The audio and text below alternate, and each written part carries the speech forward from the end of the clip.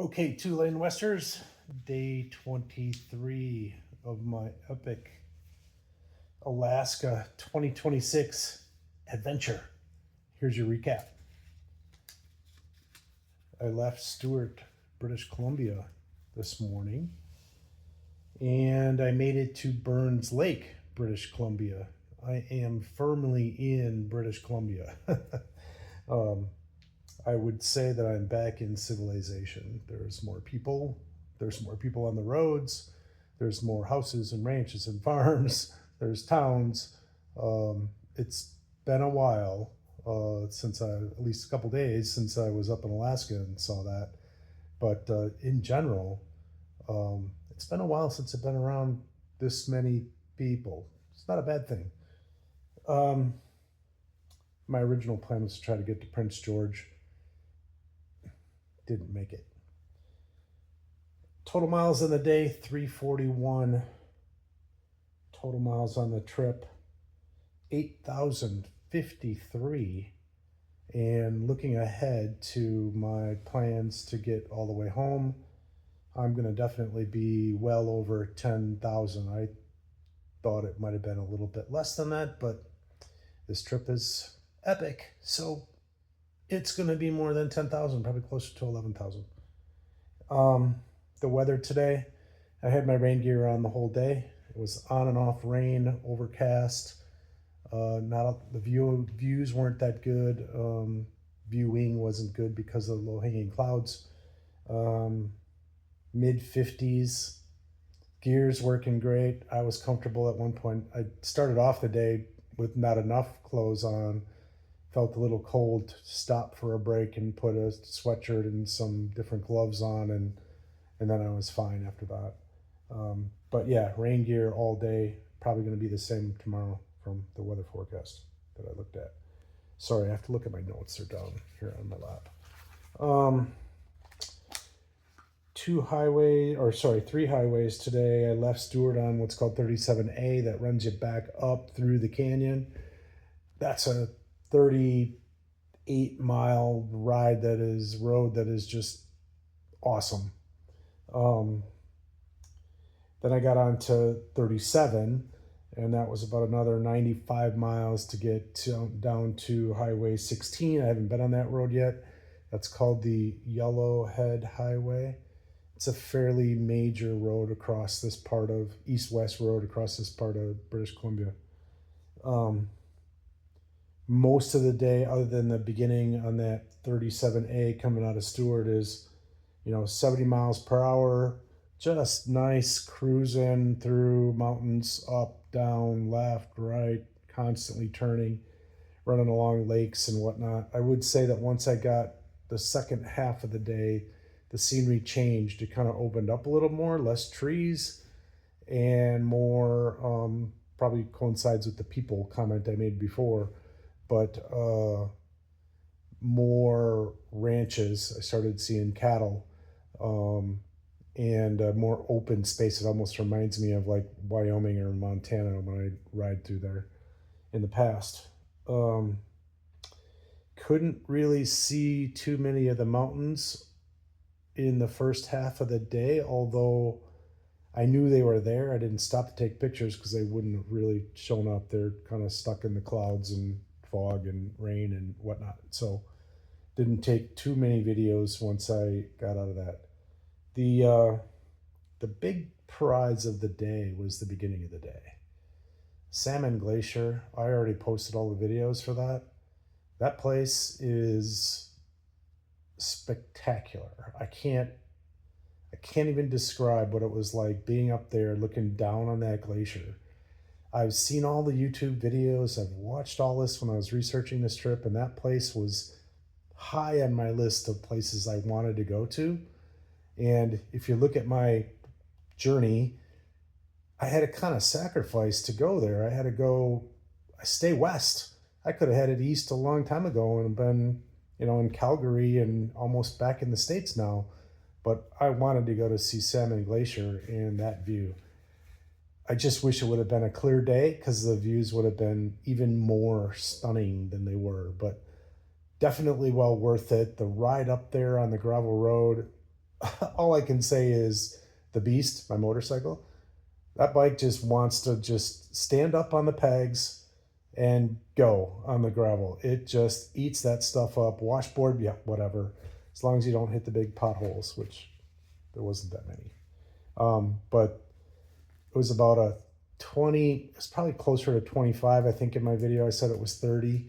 I didn't go all the way up. I got to a really good viewpoint and I stopped there. I could have kept going. Not sure it would have been any better. I might have been able to see more around that corner, but happy with where I stopped.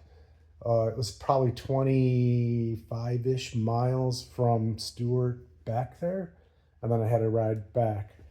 I can't say enough. Salmon Glacier is way up there on the things that I've done on this trip. I'm starting to forget everything that I've seen. It's every day there's been something, which was the whole point of this trip. But it's popping way up to the top five for sure. I'll have to re-rank everything when I get all done and look back. I did stop at it's called Fish Creek. Not a whole lot going on there today, but if you would come in, I posted a video on it, but it's a boardwalk that goes out over this river. And when the salmon are running, the bears all come there, and you're basically sitting right on top, looking down on the river, and the bears are down there fishing and eating the fish. And that would be really cool, just not the right time of the year. I would have to be here. I think it's like in August when that starts happening, maybe mid-August, from what I've heard. So I did stop there, and you could check out that video too. The border crossing, I'll talk about that real quick. So I'm in Stewart, BC. You have to go into Hyder, Alaska to get to the road that goes up to Salmon Glacier, which is actually in Canada. Yeah, go figure. Hyder is Stewart's a small town. Hyder's even smaller. The American border crossing, you just drive through. There's nobody there. When you come back, there is a normal checkpoint. You got to go through customs. They ask you all the same questions on the Canadian side. So I don't know why America says, but whatever. That's kind of interesting. There is a bar there called the Glacier Inn. They were closed because I was doing this pretty early in the morning. I think they opened at 11 and I was there like at 9 o'clock or 9:30, something like that. And I wasn't going to wait around, but it's a historic place. Would have been cool to go inside and take some pictures. They have some, and then remember it's in Hyder. They have this thing called Get Hyderized. I think you do a shot of Everclear. Okay. Not that I probably would have done that when I got an all day to ride on my bike, but that's the thing that they do there. I did post some pictures of that, or one picture of that.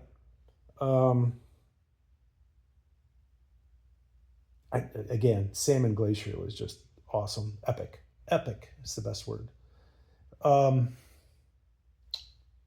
Animals, 2 bears. Earlier in the day, I think both of them were closer to Stewart. Right on the side of the road, the one I saw him, and he kind of had his butt to the road, and I kind of was on the left hand of the lane. And I thought I'd swerve towards him just to see what he would do, and he kind of looked at me, and then he went running down in the ditch. I don't know if that was a smart thing to do, but I did it anyway. Little break up my monotony a little bit. No pics, no videos. Though that was it, 2 bears. Lodging. I left this morning. I had a plan to go to Prince George. That would have been a big mileage day. And with my going up to Salmon Glacier and all of that early in the morning, I left at 7:30 to go do that because it was supposed to start raining at like 9 o'clock. I just didn't get out of Stewart until I think 10 o'clock or maybe a little bit after that by the time I gassed up. So I just wasn't making the miles I needed to make to get to Prince George. So I don't know, at 1 o'clock I stopped to get some food and a little body and mental break, and I had cell connection. I had a burger for lunch, and I'm like, where can I stop? What place between here and Prince George is halfway decent? It doesn't kind of goof up my plan. So I found a place in a town that I landed in called Burns Lake, where I landed, and this hotel is like brand new. It's called Keough Hotel Lodge, I guess. They also have a sister property half a mile down the road with a restaurant and bar. I walked down there and had dinner. I had meatloaf. That's what you do after a day of riding in 50 some degree weather. You have meatloaf and mashed potatoes. So I walked down there, had dinner. I'm back in the room. I'm recording this tonight of day 23. Why? Let's get to tomorrow.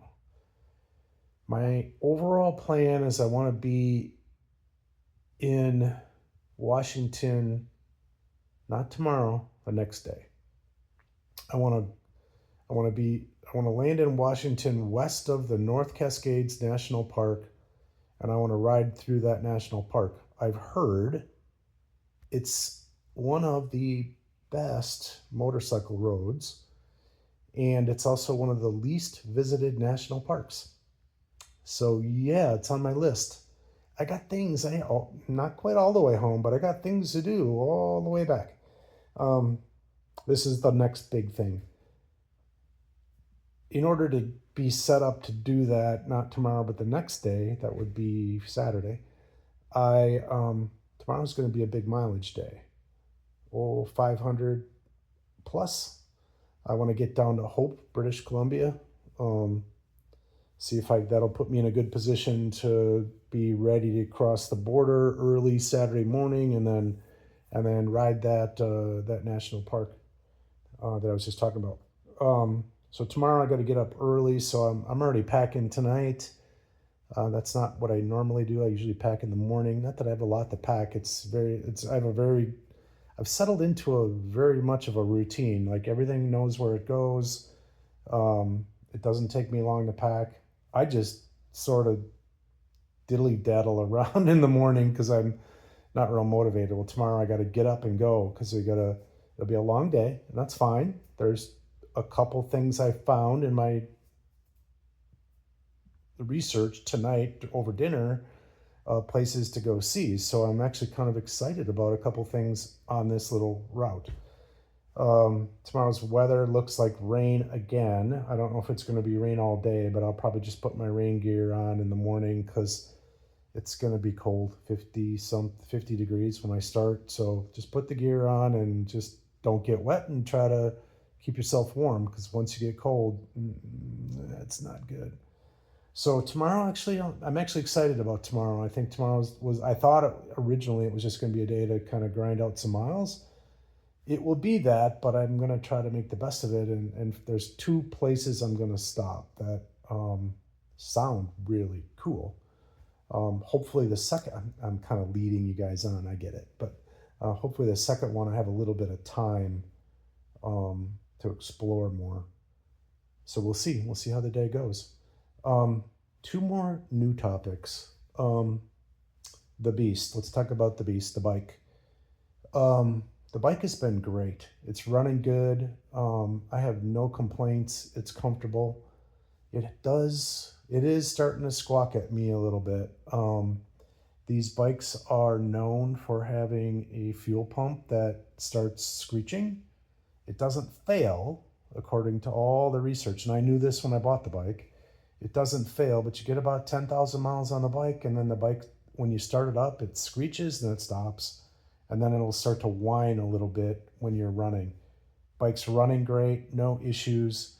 According to the forums that I've been on, guys are recommending, put some stable 360 in it and it'll go away. So I finally got to Civilization today and I was able to buy some of that, and I'll put it in on my next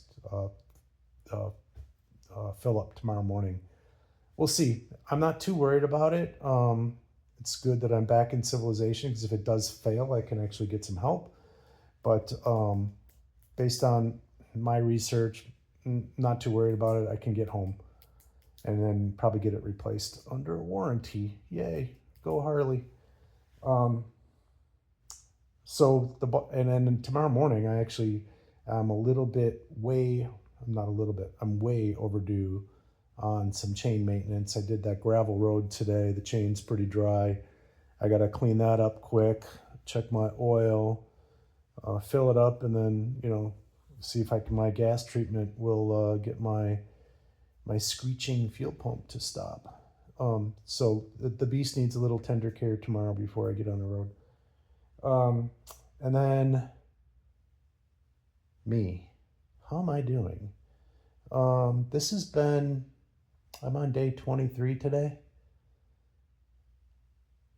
This has been an epic adventure. I've said that a couple times. I say it every day. I'm not tired mentally. My body's getting a little physically tired. There's a lot of miles every day, and I've had a couple down days, but I think it's starting to catch up with me a little bit. And I'm talking about tomorrow being a big day. That's fine. I just got to make sure I get enough rest. I got to hydrate enough. Haven't been doing that enough lately. My pattern lately has been get to wherever I go have dinner, try to find somebody to talk to. That ends up turning into, maybe a little bit later night than I should be doing. So tonight's a quiet night. It's a little after 9, and as soon as I get done with this video, I'm gonna publish it. I'm gonna turn the lights off and go to bed. I'll probably get up at 6. So I gotta take care of me a little bit more to finish strong here.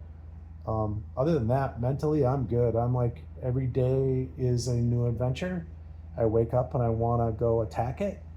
I look forward to it. I love the riding. I said to myself at some point, even though I was getting tired, my butt hurts and all that stuff that comes along with doing these long mileage. I'm like, man, if it didn't cost money, like, gas, lodging, food, I could just do this all the time.